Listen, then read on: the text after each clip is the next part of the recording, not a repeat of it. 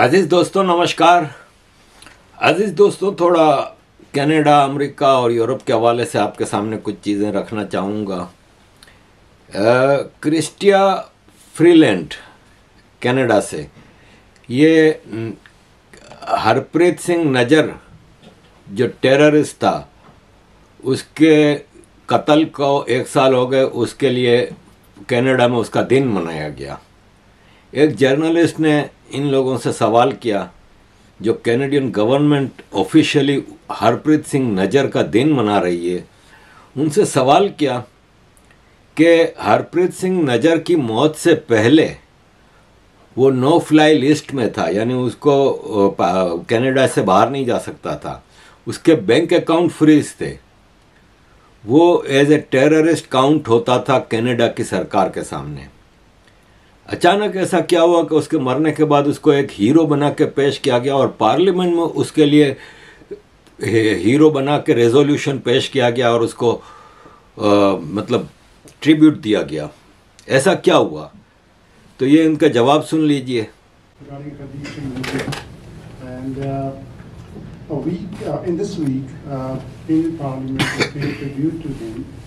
But before his assassination, the same Canadian government was saying that you can't fly. He was in no-fly list, and his bank accounts were frozen. And what's behind all of a sudden change? What changed?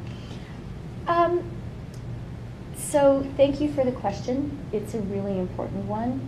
And I do want to start by saying this week was a very sad and a very solemn anniversary. The 1-year anniversary of the murder. And I was in the House of Commons. I think all three of us were. And it was important to have a moment of silence to recognize this was the murder of a Canadian in Canada on Canadian soil, and that is entirely unacceptable. So I want to start with that. Second of all, I do want to say I was very proud of the Prime Minister and of the strong position he took after the murder.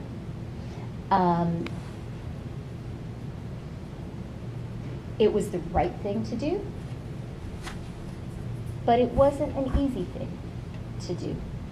And the Prime Minister made absolutely correctly very clear that for the Government of Canada, for our government, all Canadians are the same, all Canadians have the same rights, and murder on Canadian soil is just not allowed, and the Government of Canada will enforce our laws and protect all Canadians regardless of who is threatening them and regardless of what the consequences might be. That was a big thing that the Prime Minister did in doing that. And I think all of us should feel safer and more secure knowing that he will stand for Canadians and against the killers of Canadians no matter what. And I do want to also really take a moment, and I hope this won't embarrass him, but to thank Randeep and Suk specifically.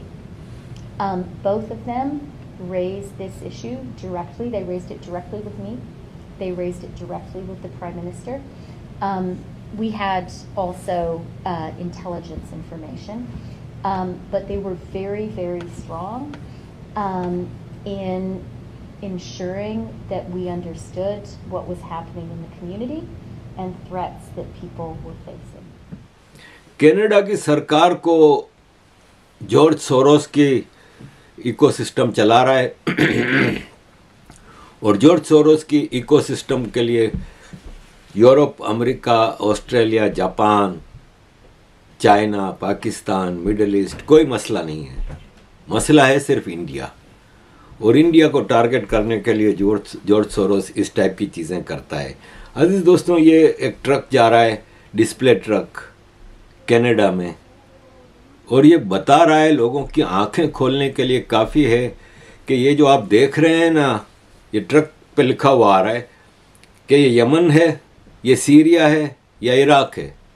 नहीं भाई साहब, ये Canada है। Canada आजकल ऐसा हो गया है कि टोटल मुस्लिम अपीजमेंट, लेफ्ट की अपीजमेंट, पूरा जॉर्ज सोरोस की पॉलिसीज पे चल रहा है। और ये कनाडा आस्ते आस्ते एक लॉलेस सोसाइटी बन जाएगी। आज से 10-20 साल पहले कनाडा कितना एक खूबसूरत सोसाइटी होती थी। मैं एक ही बार कनाडा गया हूँ, टोरंटो गया था मैं 2013 में, 11 साल हो गए। और वहाँ पे मैं मतलब 4-5 दिन रहा था, और मुझे उस वक्त तो वो इतना वो नहीं लगा था, लेकिन अब तो सुना है कि कनाडा में गैंग्स की रूल चलते हैं, ख़ास तौर पे खालिस्तानी गैंग्स, पाकिस्तानी गैंग्स। और पाकिस्तानी तो पूरा करप्ट जो है जितना टोला, वो कनाडा में जाके बैठा हुआ है। अब ये जो आप देख रहे हैं, ये सड़कों पे नमाज हो रही है, हाईवे पे। अब देखें अजीज़ दोस्तों, ये जो हाईवे पे नमाज हो रही है ना, इसकी यूं लाइनें बनाई है ना। अगर ये इंसान के बच्चे होते और फिर भी इनको नमाज सड़कों पे ही पढ़नी होती, तो ये 4-4 आदमियों की यूं लाइन बना लेते ताकि बाकी सड़क खुली रहे, नमाज मतलब लोगों को तकलीफ ना हो। क्योंकि ऐसे भी लाइन बन सकती है, 2 आदमी, इसको सफ़ कहते हैं कि सफ़ में नमाज पढ़ना अच्छा होता, जमात की नमाज होती, तो सफ़ 2 आदमियों की भी होती है। हम सऊदी अरब में, जब मैं रियाद बैंक में काम करता था, तो नमाज वहाँ पे 5 टाइम होती है। तो नमाज के टाइम पे एक कोई इमामत करा लेता था, ऑफिस के अंदर ही एक कमरे में एक कोई इमाम बन जाता था, और पीछे 5-6 लोग हम खड़े हो जाते थे। अब 5 आदमियों की जगह है, तो हम 5 आदमी खड़े हो गए। अब कोई छठा बीच में नमाज के आ गया, तो वो अगले नमाजियों में से एक को कमीज़ पकड़ के पीछे खींचेगा, ताकि उसके साथ एक सफ़ बन जाए। 2 आदमियों की भी सफ़ कहलाती है। तो आपको यूं लंबी सफ़ बनाने के बजाय आप 4-4 आदमियों की यूं सफ़ बनाएं, 10 मील तक जाएं, उससे आम आदमी को तकलीफ नहीं होगी। लेकिन ये अपनी ऑथोरिटी शो करते हैं, इस तरह करके वो आपको जता रहे हैं कि हम मालिक हैं, हम फैसला करते हैं इन इलाकों का, इन चीज़ों का, और ये हमारे हिसाब किताब है। ये कनाडा, यूरोप में आम हो गया है, इंडिया में भी बंगाल, केरला वगैरह में आम है। योगी जी ने इस पे रोक लगाई हुई है, और कामयाबी से रोक लगाई है, और किसी किस्म का कोई मसला भी नहीं हुआ कि लोगों ने इसको प्रोटेस्ट किया। वो लोग चुपचाप फिर उसको फॉलो करते हैं, क्योंकि आप रूल ऑफ लॉ को इम्पोज करते हैं, और ऐसा rule of law Yogi ji ने क्या है इम्पोज कि हर आदमी उसको फॉलो करने पे मजबूर होता है। तो ये मतलब जो है ना, ये लंबी लंबी सफ़ें बना के, रोड ब्लॉक करके, उससे बचा जा सकता है। स्टिल कि आपको अगर नमाज सड़क पे ही पढ़नी है तो आप फुटपाथ पे पढ़ लें। आप सड़क पे 2 आदमियों की सफ़ बना के, 4 आदमियों की, आप ये 50 आदमी की यूँ पूरी हाईवे, पूरे रोड, 4-4 ट्रैक के रोड आप ब्लॉक कर देते हैं। ये फिर आपकी बदमाशी है।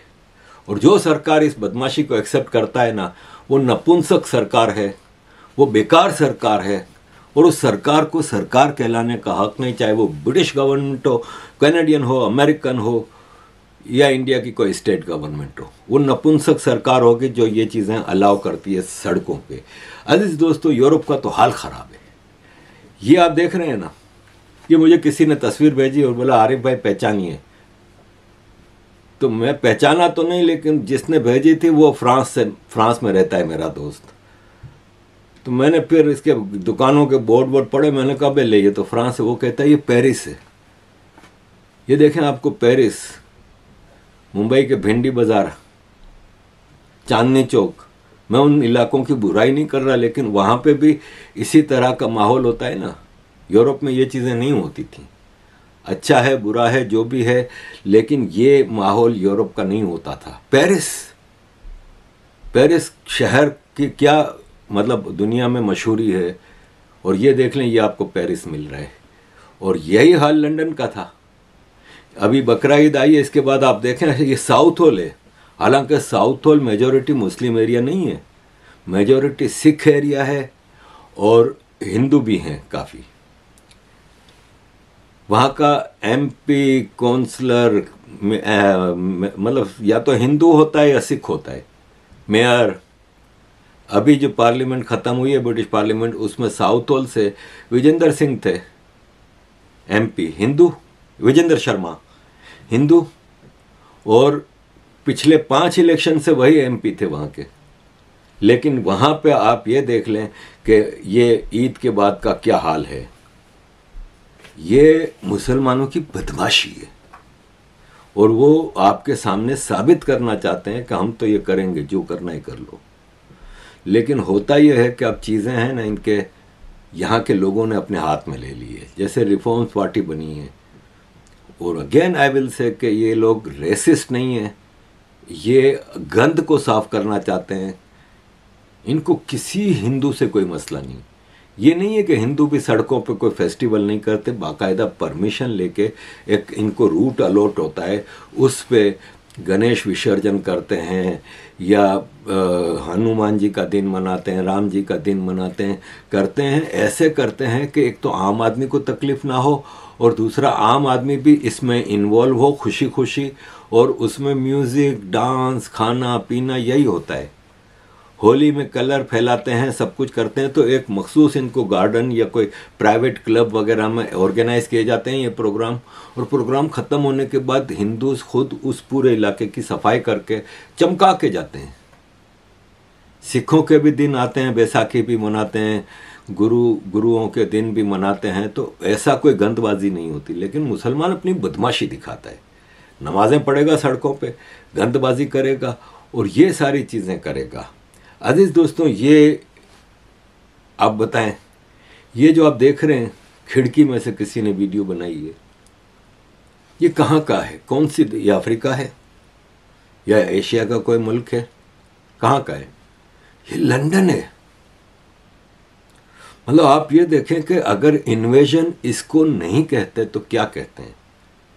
आज अगर टिम रॉबिन्सन या नाइजल फराज, रिफॉर्म पार्टी अगर उठ खड़ी हुई है तो बेवजह नहीं है। दोस्त मेरे मुझे नीचे कमेंट करते हैं कि ये कारमा है, अंग्रेज़ों ने भी तो यही किया था, दूसरे देशों पे जाके कब्जा किया था वगैरह वगैरह। ठीक है, अब वो हो गया था, माजी था। आज ये चीज़ जो हो रही है, अंग्रेज़ों की उस जनरेशन के इस जनरेशन से कोई ताल्लुक़ नहीं। अगर इस जनरेशन ने भी उस जनरेशन जैसी मेंटालिटी रखी होती तो आज इतना लोग नहीं आता। आज उनको यहाँ पे इक्वल राइट्स नहीं मिलते, हम लोग यहाँ पे इक्वल राइट्स की लाइफ एंजॉय नहीं कर रहे होते। अगर वो जनरेशन जो इन्वेडर्स की थी या जो कॉलोनियल पावर्स की, ब्रिटिश की थी, वो आज की जनरेशन की नहीं है। ये जो हो रहा है ना, ये इन्वेशन है और अब ब्रिटिश पब्लिक ने चीज़ें अपने हाथ में लेनी शुरू कर दी हैं। आपने देखा 7 अक्टूबर के बाद इंग्लैंड, लंदन में ख़ास तौर पे ज़बरदस्त वायोलेंट प्रोटेस्ट हो रहे थे। अब हर वीकेंड पे उनके प्रोटेस्ट के मुकाबले पे उनसे ज़्यादा ब्रिटिश और ज्यूश लोग आके मुकाबला कर रहे हैं। उनकी बदमाशी का सामने सामने मुकाबला हो रहा है। अब उनको टफ टाइम दिया जा रहा है और अब वो कह रहे हैं कि बहुत हो गया भाई। और अब इस इलेक्शन में मुझे खुशी होती अगर जो रिफॉर्म पार्टी या नाइजल फराज और टिम रॉबिन्सन कर रहे हैं वही पॉलिसी एक्सट्रीम पे जाकर ऋषि सुनक और कंजर्वेटिव पार्टी ने ली होती तो आज डेफिनेटली कंजर्वेटिव पार्टी मेजॉरिटी से जीतती और रिफॉर्म पार्टी के सारे लोग इसमें आ जाते अगर उसका मैनिफेस्टो ऐसा ही होता जैसा। लेकिन आप आज भी कंजर्वेटिव पार्टी भी इसका मैनिफेस्टो में काफ़ी हद तक चीज़ें अपीजमेंट वाली हैं। उन्होंने जो मेजर इशू है माइग्रेंट्स का, क्राइम्स का, उन चीज़ों पे अभी कोई ध्यान नहीं दिया है। और जो बेसिक अब यहाँ की देखें 93% से 94% ब्रिटिश पॉपुलेशन है ना, वो नॉन मुस्लिम है, सिर्फ 6% मुस्लिम है। लेकिन आज भी ये कंजर्वेटिव पार्टी का एक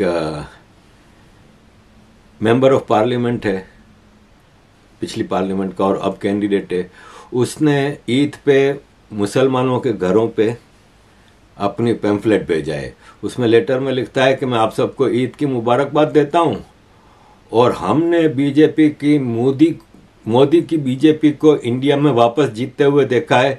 इसका मतलब ये है कि अब वापस एक इंडिया के कश्मीरियों पे और मुसलमानों पे टफ टाइम आ गया है।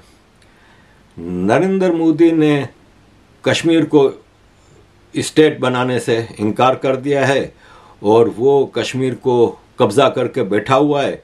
और अगर मैं इलेक्शन में वापस जीत गया, नहीं, मैं 2019 के इलेक्शन में जीता था, तो मैंने आपसे वादा किया था कि मैं कश्मीर में जो भारत की बदमाशी है उसके खिलाफ आवाज़ उठाता रहूँगा, और आपने देखा था कि मैंने पार्लियामेंट में आवाज़ उठाता रहा हूँ।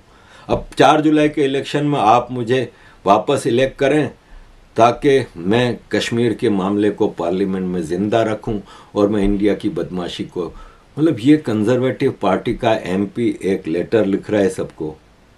क्या कंजर्वेटिव पार्टी की ये पॉलिसी है? क्योंकि एक एमपी बगैर पार्टी की मर्जी के ये लेटर नहीं लिख सकता। पार्लियामेंट में जाके आप कुछ भी स्पीच करते हैं वो और बात है, वहाँ पे कोई कंजर्वेटिव पार्टी का एमपी भी इस तरह की बात कर सकता है, ठीक है।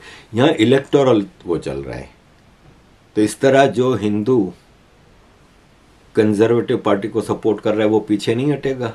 इस तरह की चीज़ें हो रही हैं। और लेबर पार्टी के एमपी हैं, उनको तो अब ये मुसलमान ही पीछे पड़ गए हैं। अभी ये जॉन एशवर्थ है, वो लेस्टर में गया अपनी कैंपेन के लिए, मुसलमानों ने उसको बाजा बजा दिया। उसको बोला कि पार्लियामेंट में जब गज़ा के लिए बिल पेश किया गया, रेजोल्यूशन पेश किया गया, तो तुम तो गायब हो गए, तुमने तो उस रेजोल्यूशन को सपोर्ट नहीं किया। इसका मतलब लेबर पार्टी हमें खाली बेवकूफ़ बना रही है। गज़ा के कत्लेआम पे सीज़ फायर के लिए तुमने कुछ नहीं किया, लेबर पार्टी भी कुछ नहीं कर रही, तो अब तुम यहाँ क्या लेने आए हो? Do you condemn Netanyahu? Yes or no? You see, I am not going to have these guys. I'm just a simple question. Do you condemn Netanyahu? I'm not going to have these guys bullying me off the street. No one's bullying you. It's a simple question. We're asking you why you abstained for the vote. Yeah, to vote for a ceasefire. It's a simple question. No one's bullying you. If you can't answer the question, say it. We're not going to have the people intimidate us. No one's intimidating you. It's a simple question. Why did you abstain? Why did you abstain for the vote for Gaza? It's not a bull. So me asking you why you abstained for the Gaza vote is bullying you. How is that bullying you? And people of Leicester South. We have every right to question why you didn't represent us in Parliament. The streets of Leicester.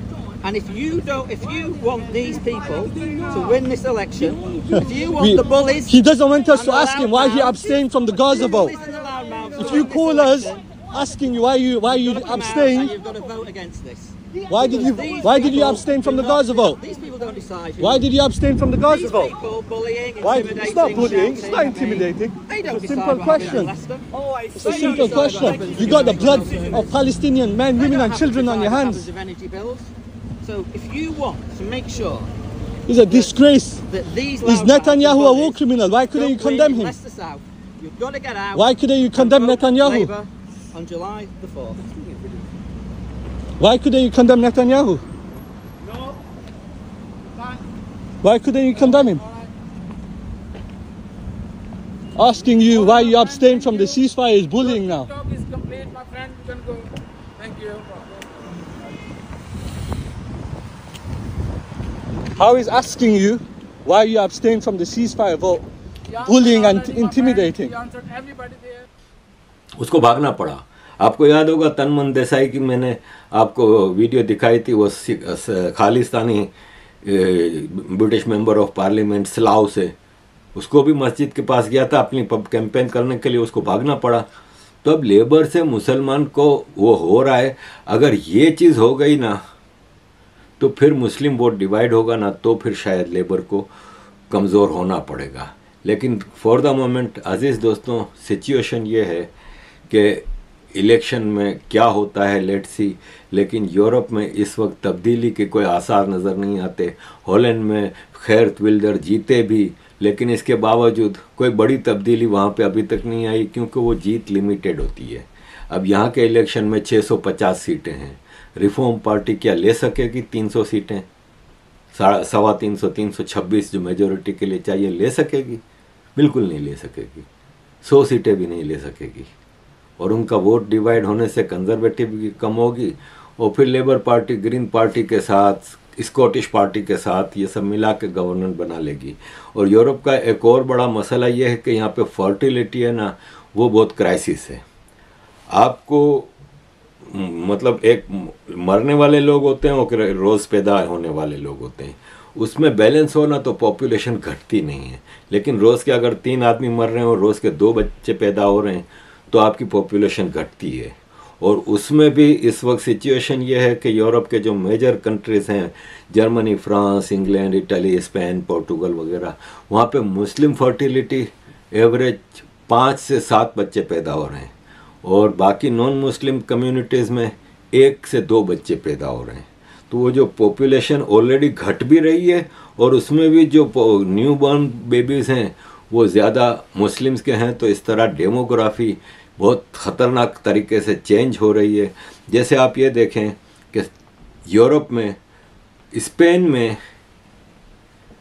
जो 1.16 बच्चे पैदा हो रहे हैं एक couple के ऊपर, average 1.16, यानी या तो आप बच्चा ही पैदा नहीं कर रहे, या कर भी रहे हैं तो बहुत बात है, एक कर लिया 2। स्पेन में सबसे ज़्यादा डेमोग्राफिक फ़र्क है, जबकि इटली में 1.24, पोलैंड में 1.29, फिनलैंड में 1.32, मतलब 2 से ऊपर तो कहीं है ही नहीं। तो इस तरह डेमोग्राफी बहुत ख़तरनाक हद तक चेंज हो रही है। और ये जो मुस्लिम मुल्ले यहाँ पे बार बार कह रहे हैं ना कि 25-30 साल बाद हम मेजॉरिटी में होंगे, एग्जेजरेशन लगता है, लेकिन जिस हिसाब से एक तो बाहर से आ रहे हैं, दूसरे यहाँ पे पैदावार कर रहे हैं, तो 2 जनरेशन बाद हो सकता है कि यहाँ पे अगर मेजॉरिटी में ना भी हुए तो ये 30-40% भी बहुत भारी पड़ेंगे। आज 5%, 6%, 7%, 8% मैक्सिमम मेरा ख्याल है फ्रांस में है मुसलमान। तो ये हाल है, अगर ये 25-30% पे पहुंच गए तो क्या होगा। अजीज दोस्तों, thank you very much for all your support, kindly keep supporting.